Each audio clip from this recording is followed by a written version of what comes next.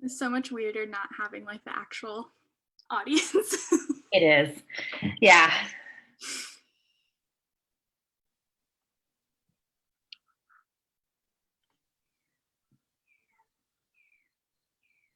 Hi, everyone. My name is Mary Beth Walsh, and I am the Director of Children and Youth Programs with NAMI Virginia. Welcome to our wonderful live Facebook presentation for Children's Mental Health Awareness Day, which is today. May is, of course, Mental Health Awareness Month, and we really wanted to highlight, of course, on Children's Mental Health Awareness Day, the stories and the experiences of young adults and youth and children who experience mental health challenges. So we are really excited because today we're doing a presentation and we have Leah with us, and she is going to present her story for everyone.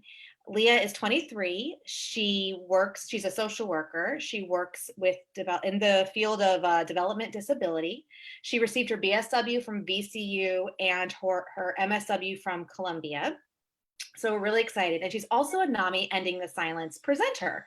So NAMI Ending the Silence is a presentation that goes into middle schools and high schools and helps to educate students on mental health and making sure that they're aware of the warning signs and that it's okay to talk about it, to really help end the stigma. And part of that presentation is having a young adult go in and give their story to the student so they can see somebody who is living with a mental health condition and who can relate to that age group. So without further ado, I want to turn it on over to Leah to give her story, her presentation. Go ahead, Leah. Okay, hello everyone. My name is Leah, and thank you, Mary Beth, for the introduction. I'm gonna say this is a little weird not having an actual audience in front of me, but I know lots of us are getting used to using Zoom for work and school and all of that. So bear with me as I also just kind of feel this out. So like Mary Beth said, I currently work in developmental disabilities as a social worker. And really what I'm going to share with you today is a big part of why I got into social work in the first place. I grew up in Northern Virginia in Fairfax County Public Schools. And when I was 15 is really when I started noticing these symptoms of anxiety and depression. I started withdrawing from my friends very easily. I was unmotivated. I didn't really, I mean, no one wants to do schoolwork, but I like extra didn't want to do schoolwork. And it just wasn't me. And I could tell that, but I couldn't tell why. I couldn't tell how to fix it or any of that. And especially with the anxiety, it was so just butterflies in my chest and my stomach for every little thing. And I was like, why is this making me nervous? Like I could do this perfectly fine before. And I'm sure if you ask my family, they will tell you, even as a child, I had some anxiety because that's just who I am. But it really started to ramp up as I got older. And I think one of the difficult things for youth and young adults nowadays is, especially when you're getting into the age of puberty and you're getting older, it's like the stereotype is, oh, those moody teenagers, or oh, they're always like that, they have an attitude. But there's a difference between, typical hormonal attitude changes and something that's just really changing who you are to the point where you feel like you're not functioning at 100% anymore. So I started noticing these changes, and I started spending a lot of time in my school counselor's office. She was a blessing. She is the best. I'm sure she is still the best. I just couldn't sit through class without tearing up or without feeling so tired, so drained, because I had trouble sleeping the night before. And at this point, I hadn't really told anybody what I was feeling because I didn't even understand it myself. I didn't know how to express that to anybody. So, in going to my school counselor's office, we were able to discuss that more. And it just so happened that my school ended up doing this questionnaire. It was like a depression screening. And it was like depression screening day, and they gave it to all the students.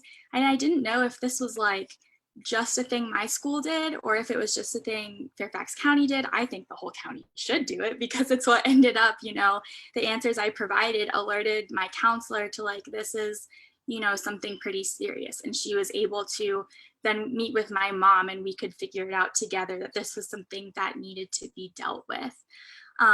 Throughout the rest of high school, I dabbled in different techniques to deal with it. I had a talk therapist, but we didn't really click. What I really want to say about that is it's okay if you do not click with the first person you see or even the first 5 people you see. That's totally normal. And any clinician will say in your first session, if this doesn't feel right, tell me. You're not going to hurt their feelings. It just happens. We didn't really click. And so I didn't see her anymore. But then I found an art therapist, and that was like perfect for me because she didn't make me talk like the whole time. But she would give me different prompts to do with art. And we could talk about it afterwards if I wanted to, but I was able to create. And at the time, that was just much easier for me to really express how I was feeling because I couldn't come up with the words for it. Then when I, moved and transitioned into college at VCU, that's when I really discovered that medication was something that would help me. And medication isn't something that helps everyone. And that's totally okay. That's totally normal. And you're also probably going to have to go through a few types of medication to find one that fits with you. It's kind of like when you're shopping around for a clinician, you might have to try a couple different medications. And it's important to be open and honest about the side effects that you're feeling and the symptoms that you're feeling so that you can find the one that works for you. And I also found VCU had this really cool resource. I don't remember the full name off the top of my head, but it was the Center for Psychology Research, something like this. And basically it was doctoral students who needed to, complete their hours in order to earn their degree, or, they've gotten their degree and they need to go on their path to licensure. But because they were students, it was a sliding scale system. So me being a student, having to work, I was able to get pretty cheap counseling services that I really needed. So that was an amazing resource that VCU didn't, publicize that as much as some of the other ones, but I was able to just dig a little bit. So that's a really valuable resource if you have some kind of department like that at your university. And really, the biggest thing for me was the impact that teachers had in my life, especially when I was in high school. And this is also kind of fitting because I think today is like Teachers Appreciation Day or week or something. So it was perfect timing because I had such great teachers, especially in high school, who were there for me and they understood that I just needed some time, I needed some space. And that was so important in my recovery. Especially I had a teacher, who supported me in starting an extracurricular club that I had begun at the time at my high school dedicated to mental health awareness. The way it started really was, I was diagnosed, I was trying to figure out what's going on with me now, what's the next step. And I realized that in school, we didn't really learn much about this. Anything we learned about mental illness, they usually taught to us in connection with drugs and alcohol. So it was like, oh, you are addicted to alcohol and you are depressed and that is bad. That was literally the extent of it. So it's from an early age, it's like, oh, depression, mental health, bad. And it just wasn't an open conversation. So I wanted to make that more of an open conversation. And I believe now Virginia was one of the first 3 states that's going to start requiring mental health education in health classes for public schools, which is awesome because that's going to help so many more children and youth and young adults get the resources they need and the information they need and help parents become aware as well. So like I said, I had a ton of teachers who were really helpful to me at this time. And thank you, teachers, for everything you do. I know that's almost an added part of your job, but the reality is kids are spending most of the time more time at school than they are at home. Obviously not right now, but in a normal, school year, they are.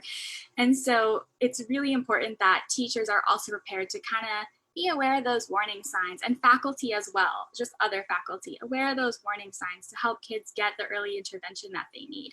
Because we know from studies that the earlier you intervene, the better the outcome is going to be. So what I want to say to excuse me, children and youth and young adults that may be experiencing some kind of symptoms of mental illness, or you feel like you're going through a rough time, is that it is absolutely okay for you to reach out to a trusted adult or to an organization in your neighborhood like NAMI Virginia or one of its affiliates, NAMI Northern Virginia, NAMI Central Virginia. There's so many. You can find them on the website. But they are there to help you. They're there to have resources for you. Your doctor is a great resource if you have a primary care doctor, anything to get you started. It's okay to talk about, and it is completely normal to feel those symptoms. And like I said, the earlier that you can, catch on to it and get involved in treating it, the better the outcome is going to be. So I wish everyone a happy Children's Mental Health Awareness Day, and let's all work together to make a better, more mentally health conscious world for our kids. Thank you, Leah. That was wonderful. I always love hearing you present your story. And I think, especially now, given Children's Mental Health Day, that was a really wonderful message about using your story and sharing your story to help empower others and speak to that resiliency piece. So we don't have any questions currently, but I do know we have just a lot of amazing comments because you're just awesome. So it's more like, go you. So I will say that if you do have questions and you want to reach out and talk about needing support or just wanting to talk to other youth or young adults, we are offering some online programming through our Facebook page. So you can see we have a couple of live videos from a couple of days ago where you can register and connect that way.